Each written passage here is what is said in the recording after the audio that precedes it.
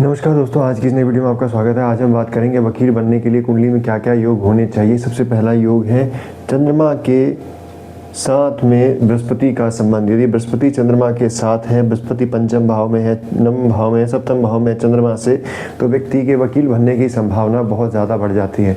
ऐसा क्यों? क्योंकि वकील बनने के लिए व्यक्ति के अंदर मन में ज्ञान का भंडार होना चाहिए। आपने देखा होगा किसी वकील के आप चेंबर में जाइए, वकील के ऑफिस में जाइए, आपको बहुत सारी किताबें दिखेंगी, तो उनको बहुत ज़्यादा ज्ञान होता है। चंद्रमा मन का कारक है। मन और बृहस्पति जब संबंध में आ जाते हैं, चंद्रमा बृहस्पति का संबंध आता है, तो मन में बहुत ज़्यादा ज्ञान तैयार मिलता है ऐसे व्यक्ति के।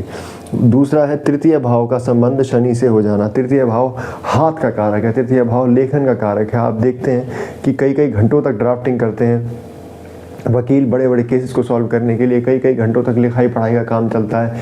तृतीय भाव में यदि शनि ना हो तो ऐसा व्यक्ति कई कई घंटों तक लिखाई पढ़ाई का काम नहीं कर सकता।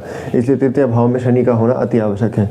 चतुर्थ भाव में शनि का होना, सप्तम भाव में शनि का होना वापस से एक बहुत बड़ा तीसरा एक योग तैयार करता है आपके लिए कि जिसमें आप वकील बन सकते हैं। ऐसा क्यों? क्योंकि चतुर्थ भाव का कारक है स्थान का, जहाँ पे आप बैठते हैं। आप देखिए वकील जहाँ पे भी बैठते हैं वहाँ पे बहुत सारे बूढ़े बुजुर्ग लोग होते हैं, परेशान लोग होते हैं। तो चतुर्थ भाव का संबंध आपके बैठने के स्थान से है। आप जहाँ रहते हैं वहाँ पे कैसे लोग हैं, ज़्यादा करके चेम्बर्स में हर जगह बहुत दुखी और परेशान लोगों के साथ वो रहते हैं। सप्तम भाव आपके रिश्तों का कारक है। बहुत मैच्योर, बहुत परेशान, बहुत दुख लोगों से आपका संबंध बनता है। चतुर्थ भाव का, सप्तम भाव का शनि चौथा एक बहुत बड़ा योग तैयार करता है कि व्यक्ति अपने जीवन में वकील बन सकता है।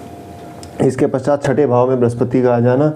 छठे भाव का अंदर यदि बृहस्पति आ जाता है तो ऐसा व्यक्ति बहुत ज़्यादा लोगों की मदद करने के लिए अग्रसर रहता है। वकील हमेशा आप देखिए एनजीओ के लिए लड़ते हैं, एग्ज़ाम्स के लिए लड़ते हैं, सोशल इश्यूज़ के लिए लड़ते हैं, कमज़ोर के लिए लड़ते हैं, प्रताड़ित के लिए लड़ते हैं। तो यदि छठे भाव में बृहस्पति है, बृहस्पति कारक ज्ञान का है, तो अपने ज्ञान के माध्यम से लोगों के लिए लड़ते हैं, समाज के लिए लड़ते हैं।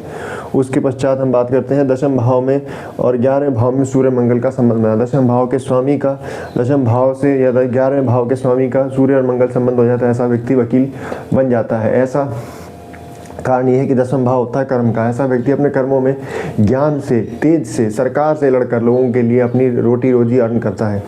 11वें भाव में अगर सूर्य मंगल है तो ऐसा व्यक्ति अपनी रोटी रोजी लोगों के से लड़ भिड़ के अपना सामान, अपने लोगों के सम्मान के लड़ता है, अपने सम्मान के लड़ता है, अपने ज्ञान से लोगों के लिए रोटी प्राप्त करता है, कमाई करता है। तो ऐसे परिस्थिति में भी आप देख सकते हैं कि सूर्य और मंगल का दशम और 11वें भाव में संबंध हो तो ऐसा व्यक्ति वकील बनने की संभावना बहुत ज़्यादा बढ़ जाती है। हमने देखे 1, 2, 3, 4, 5 और अब हम छठे योग की ओर बढ़ते हैं। छठा योग है शुक्र का कुंडली में बली हो जाना। शुक्र यदि कुंडली में बहुत बली है तो ऐसा व्यक्ति वकील बन जाए, इसकी संभावना बहुत ज़्यादा है। शुक्र यदि वृषभ राशि में हो, तुला राशि में हो, 7 नंबर राशि तुला राशि, वृषभ राशि, तुला राशि, मीन राशि में हो, तो ऐसे व्यक्ति का वकील बन जाने की संभावना बहुत ज़्यादा बढ़ जाती है। शुक्र कारक है आदमी के अपने ज्ञान को दिखाने का, किस प्रकार से वह अपना ज्ञान प्रदर्शित करता है।